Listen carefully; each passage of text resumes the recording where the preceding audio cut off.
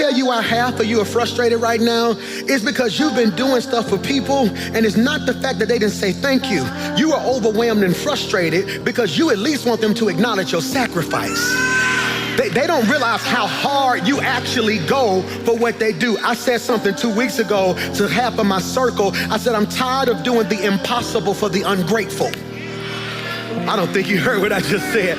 I said, I'm tired of doing the impossible for the ungrateful. It takes sacrifice to make this happen. Many of you get up in the morning when it's cold and have to warm up a car and go to a job you don't want to go to put shoes on an ungrateful person's feet, to help family members who talk about you. And what you're realizing now is great gifts require great sacrifice. If I wanted to talk sacrifice, we could have church right here.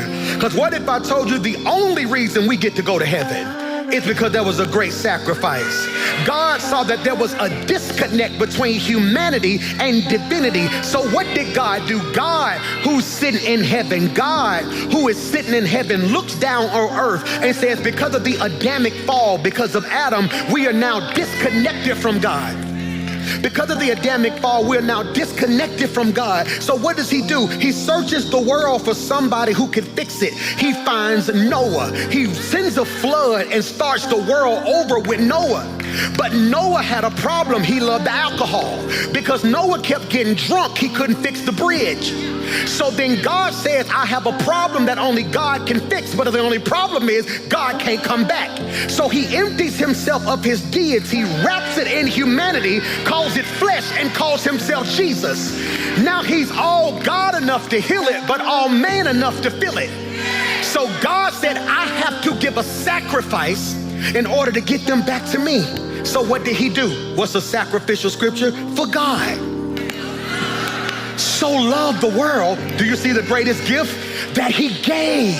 Y'all missed it. That God so loved you that he gave not just any old regular, his only begotten son.